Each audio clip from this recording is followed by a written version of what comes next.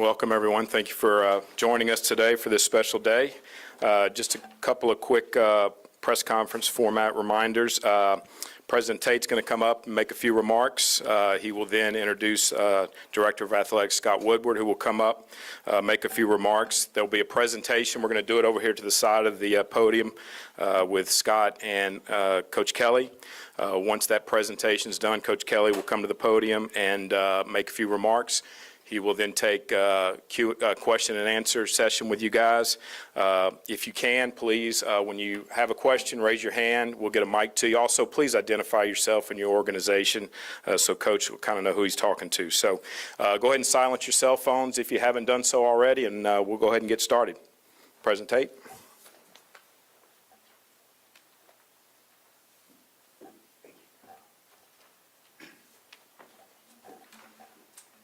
Good afternoon, and thank you all for being here.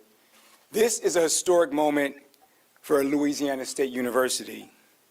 I want to first offer a perspective. Some of you know I'm from the Midwest, Chicago actually, and I thought very deeply about our coach and where he was coming from. I searched my mind in the annals of history, thinking about the prior coaches at that fine institution.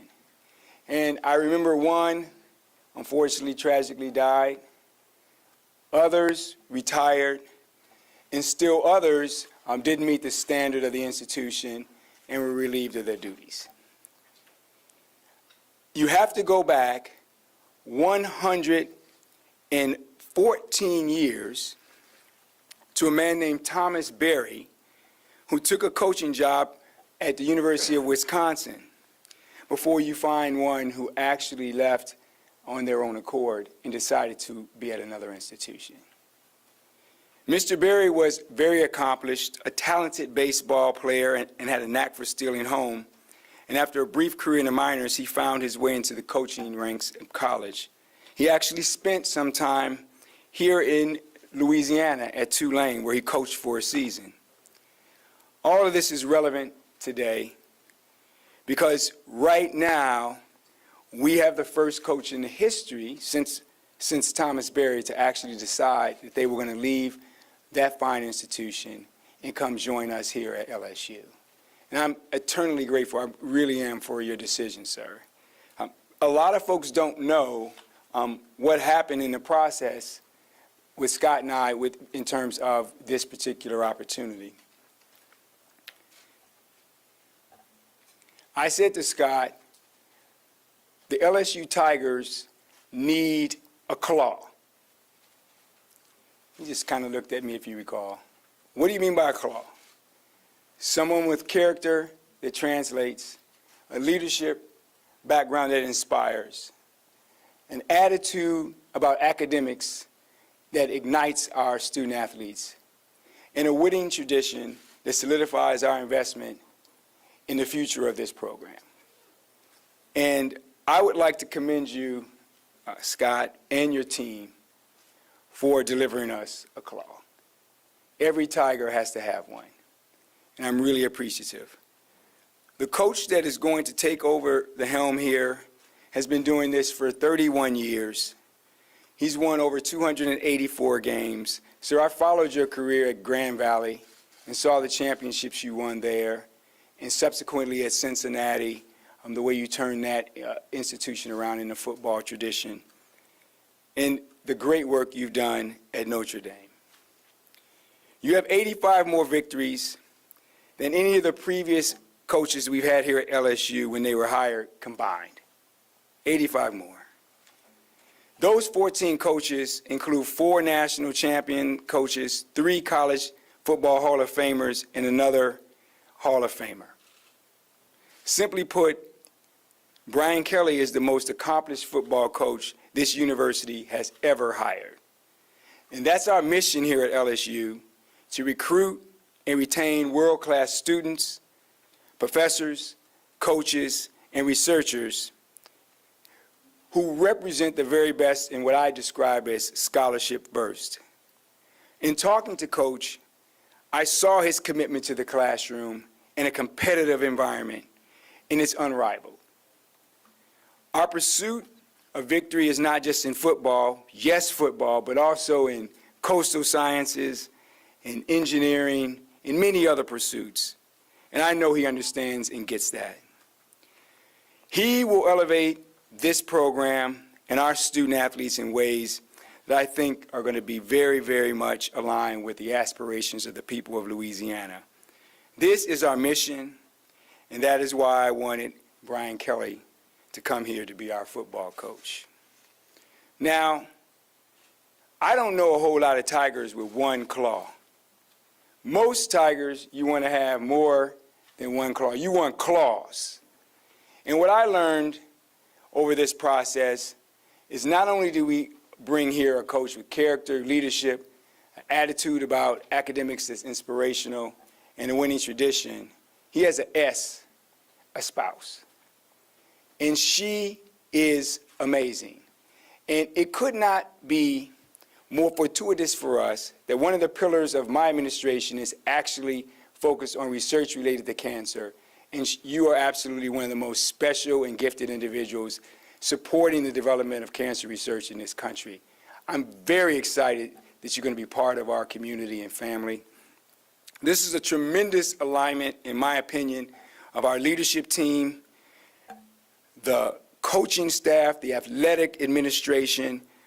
I just want to welcome you all here to Baton Rouge and understand that we're excited and proud that you're going to be wearing the purple and gold. I want to really express my gratitude to Scott and your senior team. The analytical work that you did in thinking about this process was second to none. And you know I'm a big data guy. And I just thought, in my opinion, you were shooting for the 99th percentile from the beginning, and you hit the absolute top of this deal. I'm not going to say any more because I'm going to let Scott give a little more background, but I really want to thank you all and really welcome to Louisiana and LSU.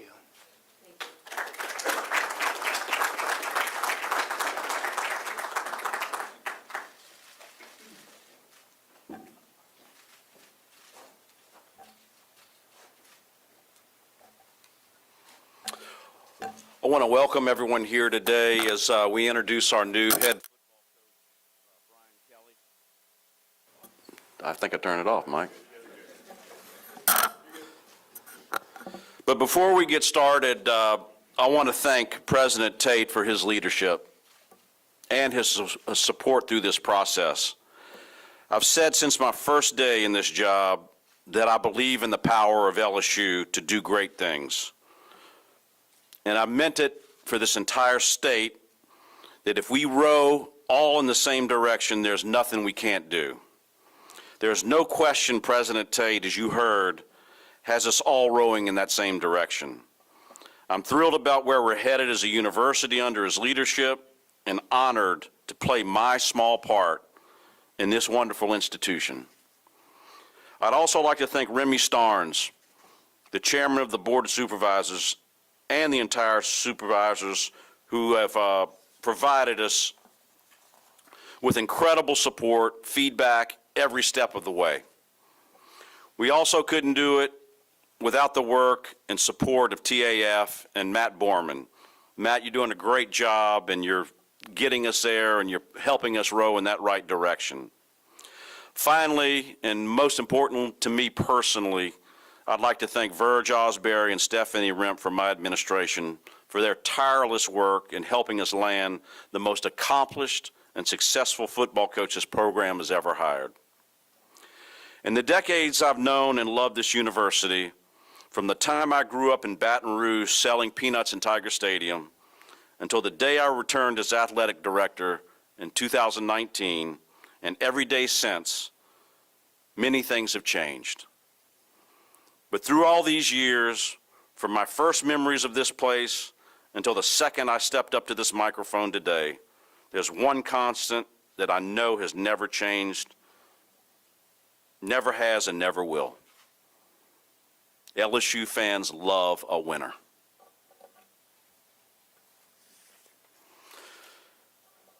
And that's why I know LSU fans will love Brian Kelly. Success follows him everywhere he goes, All he does is win.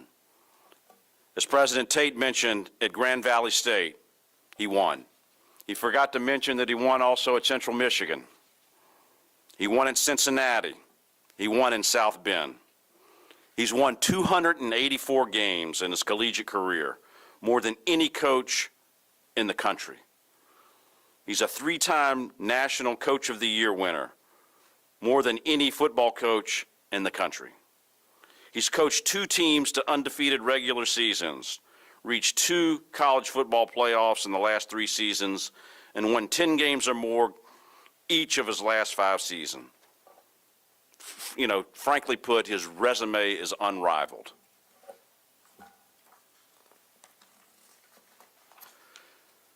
He's a winner through and through, which makes Coach Kelly so successful in that he knows success is a habit, and he shows up in everything he does, from the smallest acts to the biggest transformations. He knows that success in football requires success in the classroom and in the community.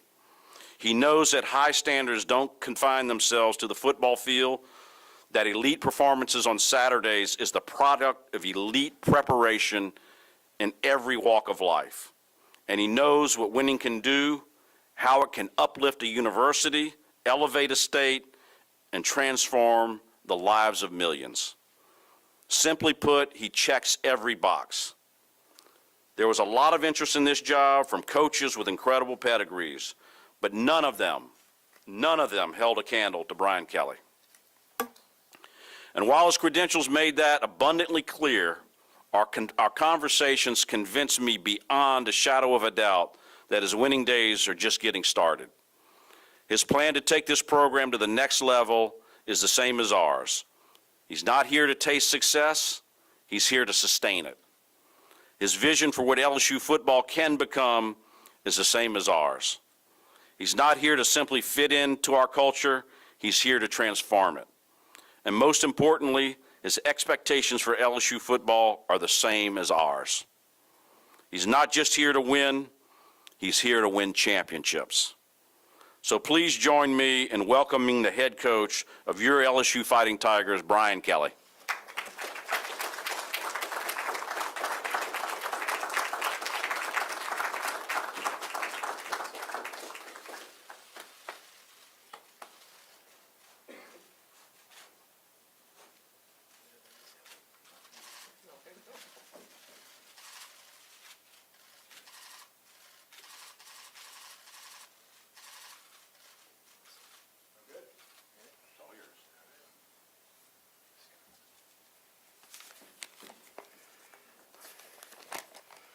Well, good afternoon, everyone. First and foremost, I too want to thank President Tate for those kind remarks, and I'll walk through the history book there. I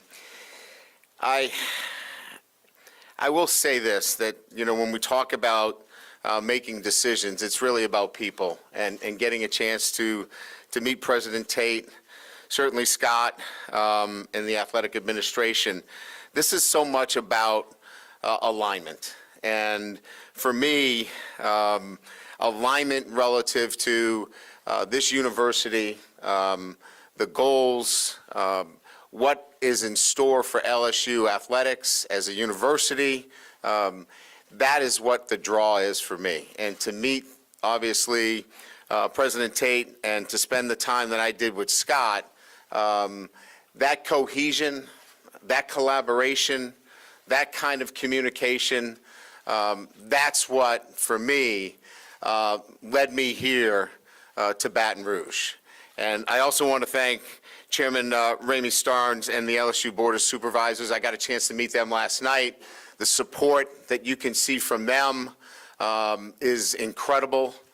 They are too part of that groundswell of support that we'll have here at LSU. Matt Borman and the Tiger Athletic Foundation, incredible. I can't say enough about my 12 years at Notre Dame, the incredible people that I worked with, and certainly the incredible players that I had the honor to coach there. But that alignment also has to be with my family, because this has been a family journey for me along the way, and my wife Pocky, Gracie, Patrick, Kenzel, thank you for being along the ride for me, and I wouldn't be here without you guys too, so thank you. So on both sides of the aisle, LSU, that alignment, my family's alignment, and certainly the opportunity to be here amongst the finest players, staff, coaches, being part of the SEC, an incredible challenge and opportunity in my life that I was excited to take on once I was able to get an opportunity to meet Scott, spend time with Scott, hear his vision for the university, and see how it connected so much with mine. I think it just comes down to, for me, an alignment about excellence. That's what I'm about. Excellence in academics and athletics here at LSU, and seeing that, feeling that, and now knowing that we can go off together and fulfill that goal. So, an exciting day for me, an incredible opportunity for everybody associated with LSU, the LSU family. We will have high standards here, and we will fulfill those standards. So with that, I'll certainly be able to answer more of your questions, but I know we have some other things that we need to do, more picture taking, I'm sure, but it's just an honor and an exciting privilege for me to be here. Thank you.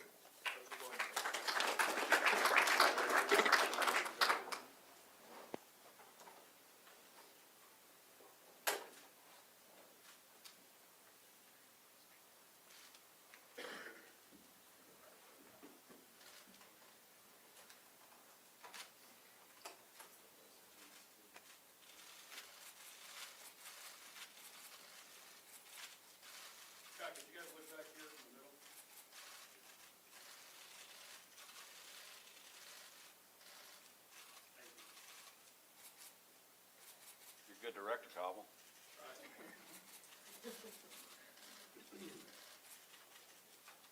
Good? Good. All right, thank you. All right, Coach, we'll let you go back to the podium. All right.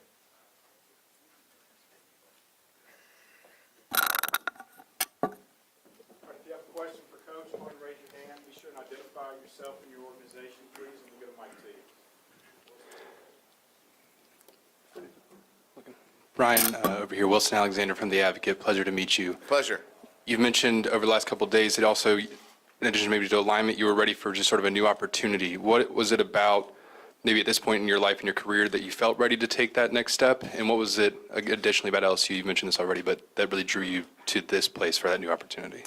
Yeah, again, I think, there was no plan in place as I entered the 2021 season that I was, looking for another opportunity. I had a great football team that we were developing, but, when you get an opportunity to talk to Scott Woodward, and he presents a clear vision of the plan here and the opportunity, it was an exciting vision for me to look at. And as I got a chance to, speak to more people about this opportunity, I just felt it was something that I had to take on. And when I talked to the boss, who's sitting in the front row there, and she was part of that decision-making process, there was no turning back. Hey, Brian, Michael Cobble, Hi, Michael. Channel 2 here in Baton Rouge. Great. We see a lot of each other. Absolutely. Welcome. Thank you. A lot of people are going to wonder why, right? You could have been very comfortable in South Bend. Yeah. You have a team that has a chance to make, or had a team, that had a Yeah. chance to make the playoffs. I Yeah. think that is the big question. What drew you so passionately to walk away from that opportunity to come here? Yeah, it's never easy, right? I mean, these decisions it's my choice. I own it, right? And it's 100% my decision. Those young men I love dearly, and it made it for a difficult decision. But when I was able to look at it, and the opportunity here was one as I got a chance to really, as I mentioned earlier, talk to Scott about the resources and the opportunity here to really make a significant change. I believe that I can make a significant difference here. And you want to be able to make a difference. And I, along with the support, our President Tate, the administration, collaboratively can make a big difference. Brian back here. ABC 57 News, Anthony Yeah. Totri back at South Bend. Yeah. First and foremost, congratulations on finding the fairy godmother you talked about a couple of weeks ago. Couple things as far as the departure. How do Yeah. you feel like that impacts your legacy back at Notre Dame? And then which assistants, if any, from Notre Dame are you interested in bringing with you? Yeah, leaving is never easy. It could never be done in a fashion that you could, like, say that, hey, it's always the right way to do it. It was just, brought up, right? This team at Notre Dame is an outstanding football team, and they deserve to be in the playoffs. And you're not going to be coaching them. So it's never easy when you leave. We did our best. I wanted to get in front of them, and I was fortunate that I had that opportunity to get in front of them and tell them that I was coming to LSU face to face, because that's everything that we've done in my life, and I'll do the same thing here at LSU. We will look you in the eye, and we will tell you what we're doing. We'll be transparent.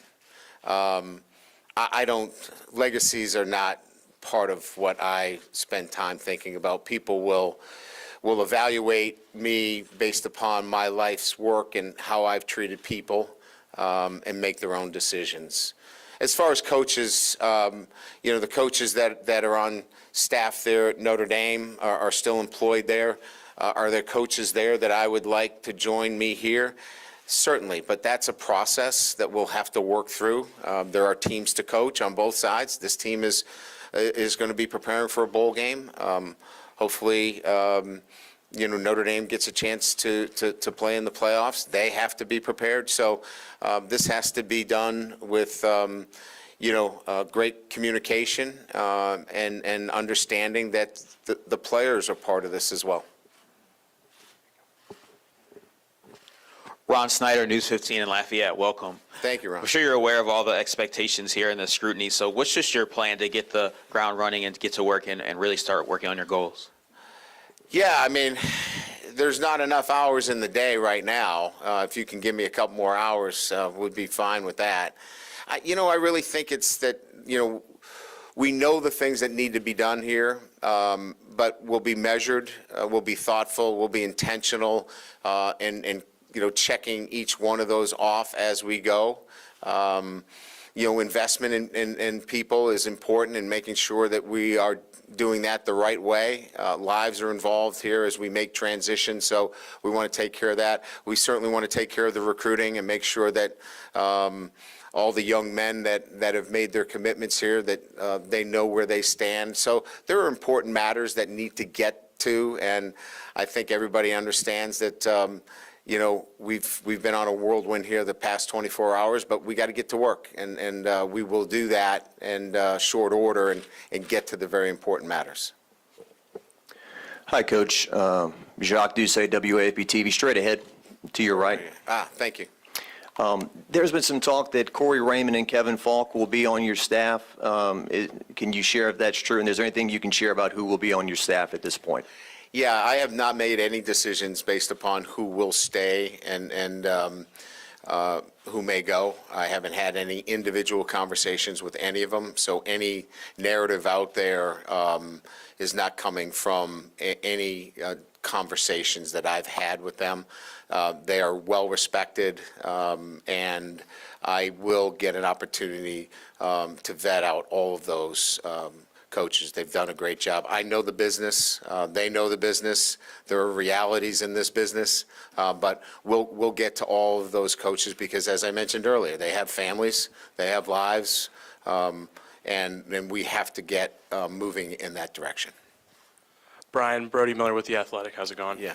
Obviously you are entering kind of a new world down the South, down in the SEC. I guess, do you see that as a challenge? And what are the keys, I guess, to adapting to that?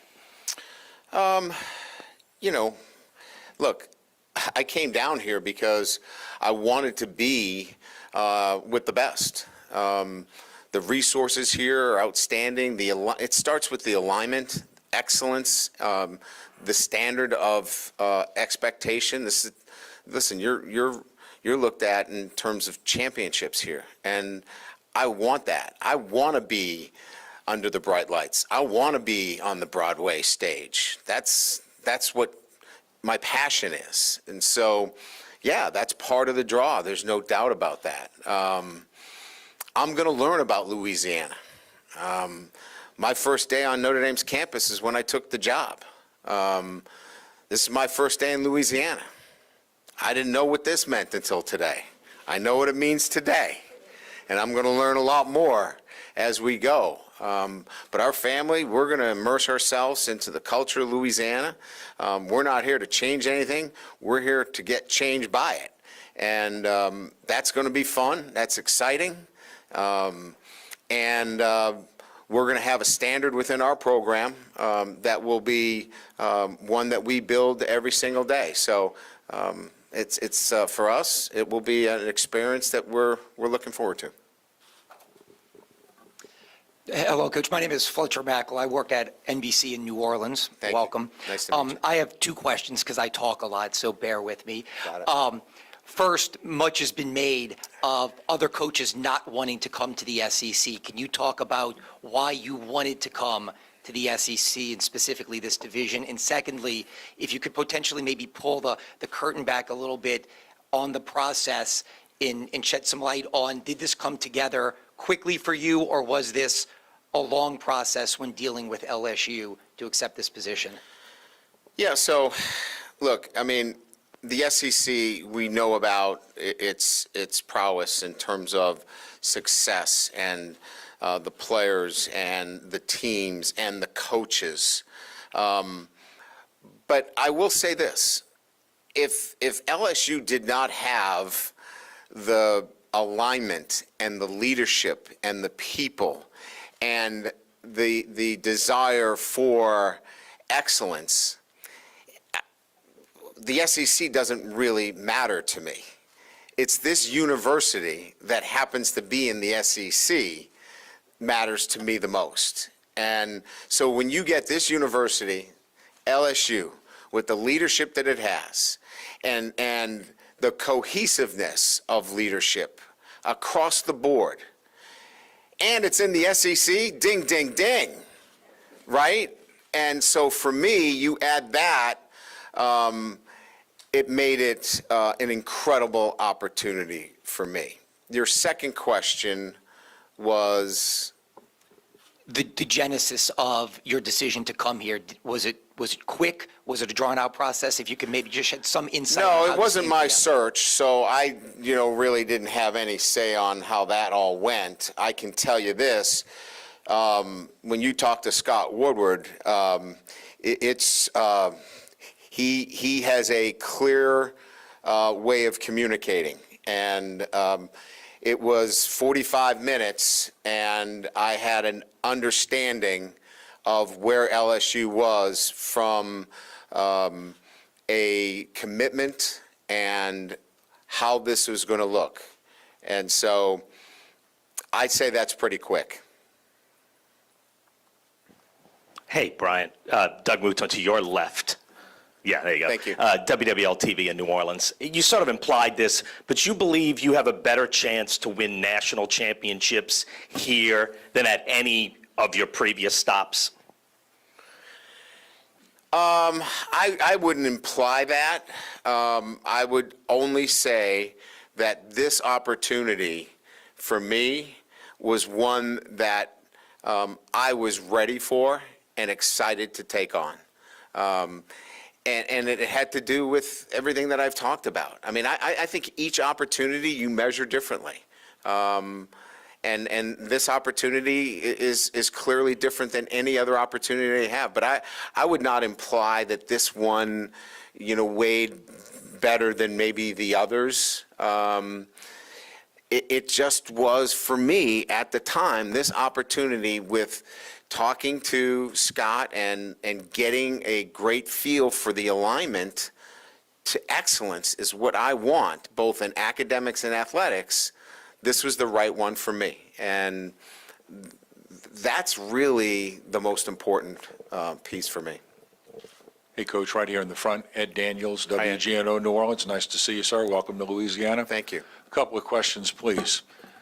I know you've had a tremendous amount of success, but did the recent defeats in the CFP playoffs tell you maybe that you had to move?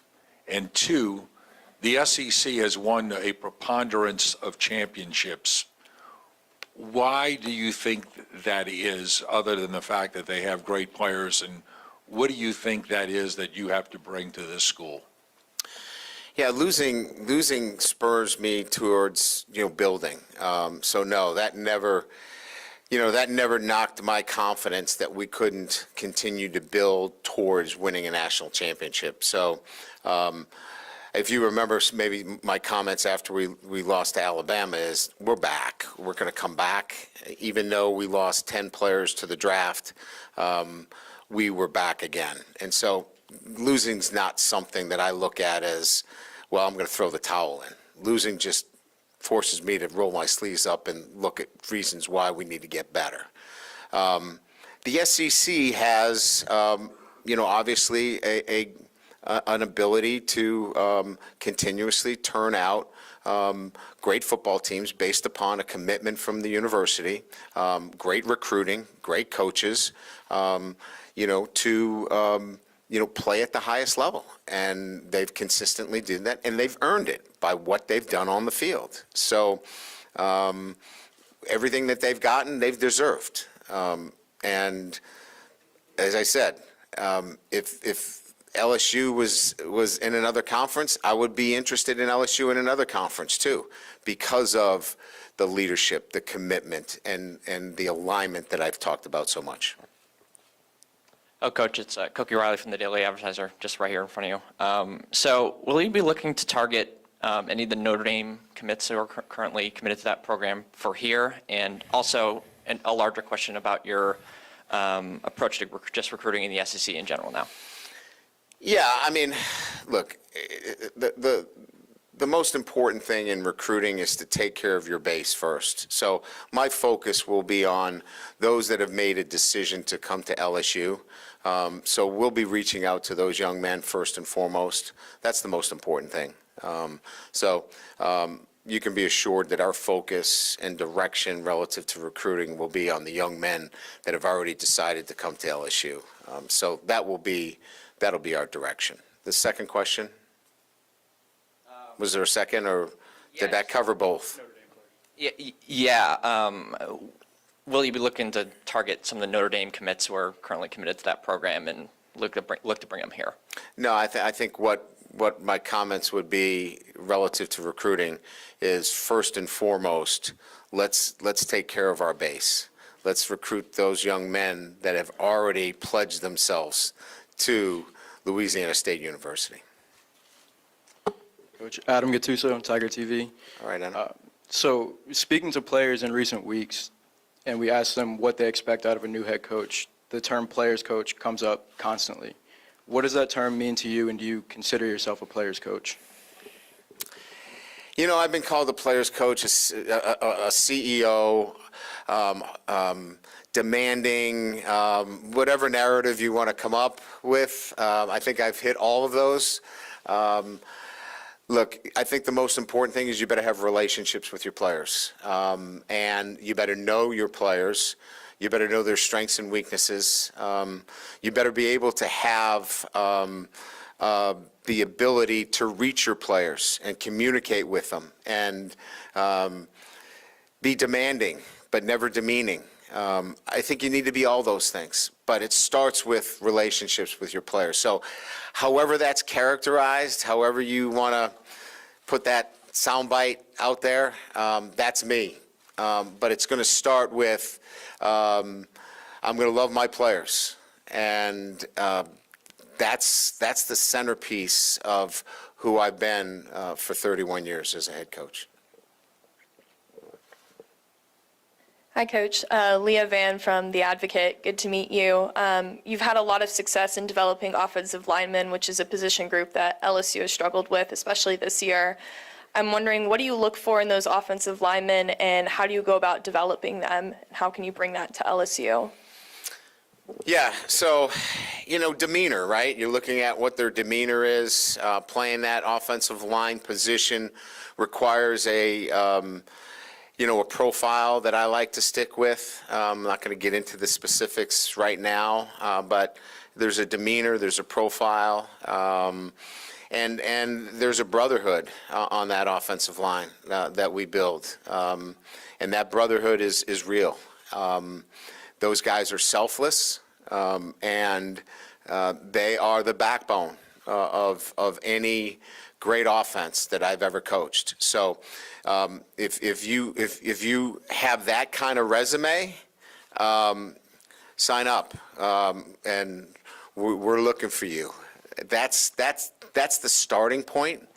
When it comes to development, it's hard work, and we're ready to take on those kind of young men that have those special qualities and are ready to really dig in and put in the time. Yeah, Ron, right front row right here. Yes, sir. Ron Higgins, TigerRagMagazine.com. Two questions. First, I know Scott came at you early in this process. At that point, were you interested, or did you just kind of put on the back burner? And when did he come back, I guess, and put the full court press on you? And secondly, you had a rare losing season like 5 or 6 years ago. What did you do to change, to the self-study that showed you what you need to do to change to get on the current streak you were on? There was no back and forth. We had a very, I think, substantive conversation, and that was it. There was no back burner. Maybe I was the back burner for him. I don't know. It wasn't my search, but conversation led to a family conversation that led to a decision to come to LSU. So, and that's the honest truth. I can't give you any more than what I know and how it went. There might be some other backstory narratives, but you've asked me the question and I'm giving you the honest answer. So that's kind of how it played out from my perspective. 2015, I'll back you up. 2015, we went to the Fiesta Bowl. We lost a number of players from that team that went to the NFL. A number of them went early. 2016, we lost 7 games in the last possession. I had one of only 2 losing seasons in 31 years. And I had to do a deep dive and a long look at why it was that even with a young team, we weren't able to pull out a lot of close victories. And so it was soul searching. It was looking at the head coach. It was looking at how we were doing things internally about relationships, building leadership, accountability. And I made some substantial changes within the program to address those things. And since that time, we've, as you know, the history is 5 consecutive winning seasons of 10 wins or more. Hey, Coach. It's Glenn West with LSU Country. Welcome. I was curious what the next couple weeks will look like in terms of this current roster. Obviously, this is a unique situation where you're coming in and welcoming a new team, a new staff. Just what are you hoping to accomplish, I guess, with the current roster, with them preparing for a bowl game?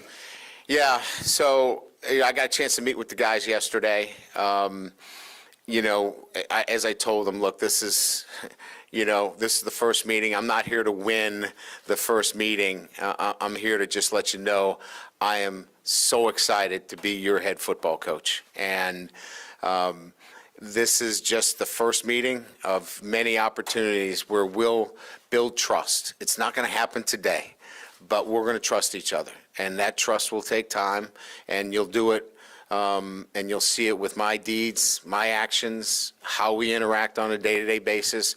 And we'll get to that point where these meetings will be very, very productive, and we'll get a lot accomplished. Today, this is a meet and greet, and that's what it ended up being.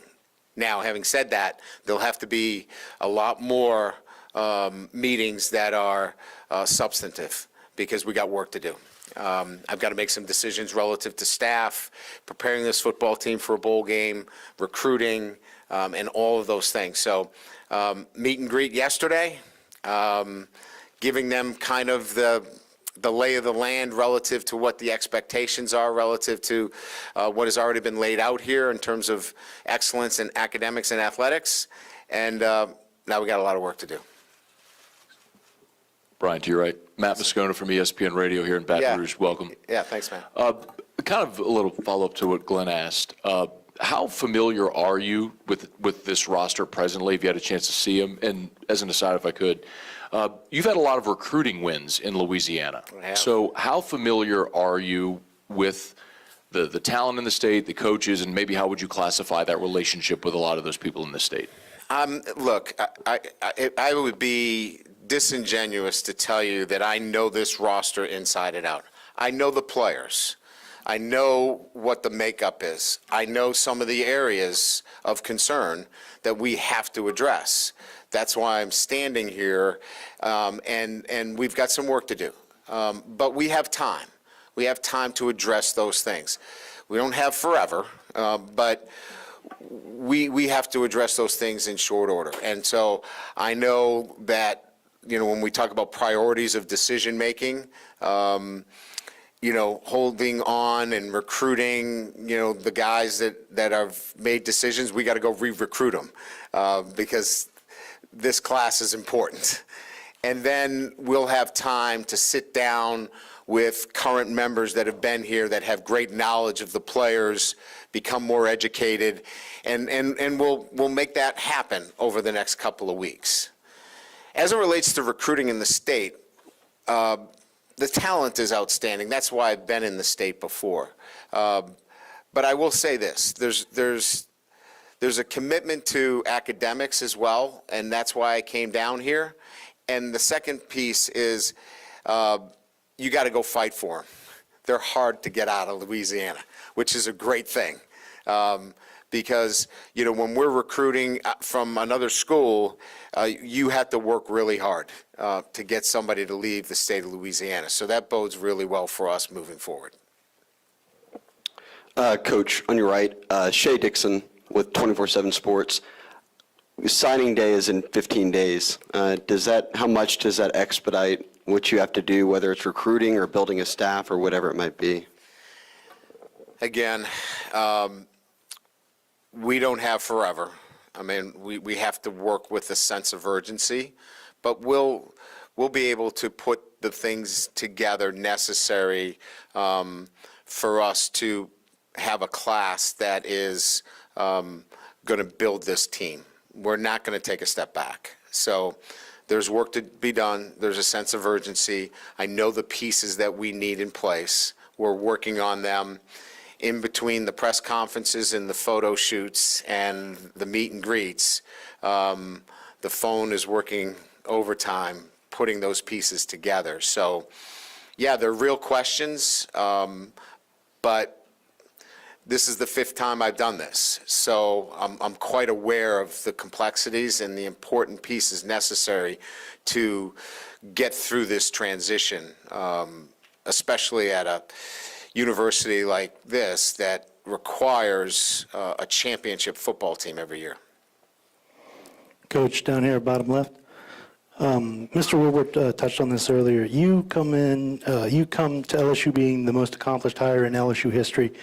What type of culture are you looking to instill in not only the players but also the fans? Well, I want the fans here early and tailgating and having a great time and filling the stadium and being enthusiastic, but you got to put a great product on the field too. So my job is to put an exciting, winning football team on the field and come early and stay late if you'd like.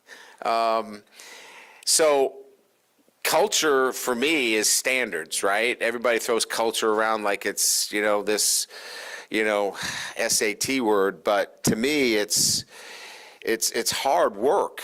It's standards. It's habits. It's a way of life. And we're going to build that every single day. It's going to be a grind.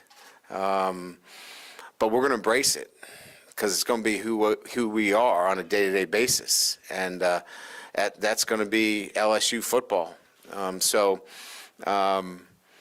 far as the fans go, I'm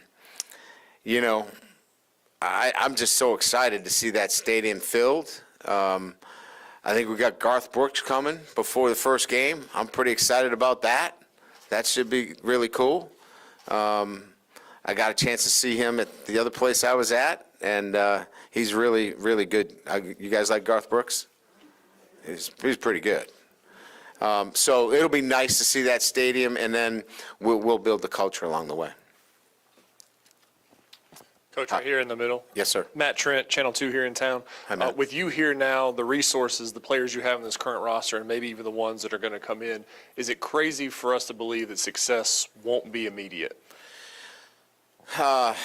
Look, here's what I'm going to tell you. We didn't come here not to be successful.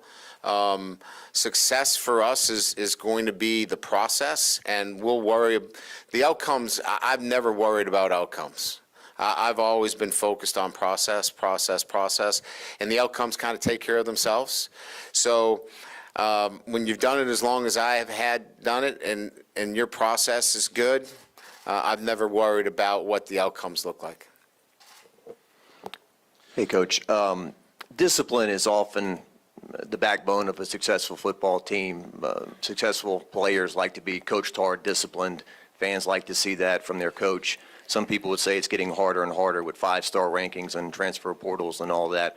What is your opinion on that, and what approach will you take to the LSU athlete on the field? Yeah, our discipline will be self-discipline. Our players will be self-disciplined, and that's will be the backbone of this program. They'll be accountable. The players will hold each other to a high standard, and that will be pervasive within the program. If I've got to lead them around by the hand every day, we'll have good days and we'll have bad days. And that might be a little bit of it as we get going here, but this football team will have self-discipline, and they'll have accountability. They'll have trust in each other, and that will be what you'll see from this football team as we continue to build. Charles Handegriff, Guarantee Media. When you took over at the University of Cincinnati at almost exactly the same place on the calendar you coached in the bowl game, did you ask for a similar opportunity here? And what do you draw on that experience as far as talent evaluation and roster evaluation in the preparation for the bowl? I don't want to break history. I want to be the only guy that's done it one time. That'd be historic. Scott and I have not discussed that, to be quite frank with you. I mean, it's one of those dynamics relative to time and place. I think Scott has already set it up here for this program to continue to practice and move on without me being in that position. But it is an open discussion that we can have, certainly.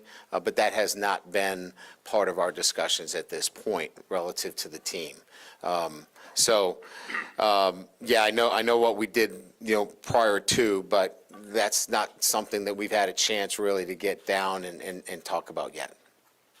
In the second row here, right here, yeah. Brett Martell, I'm with the Associated Press, based in New Orleans. Correct me if I'm wrong, but my understanding is that Notre Dame's leadership was willing to sign off on a college playoff format that might have precluded them from ever getting a bye. So I've got two questions. One is, when the leadership of a school does that, would that signal to a coach like you that they're not maybe as committed to winning a national title as you are? And the second question was just how comfortable were you that if you wanted to finish your career there, you could have?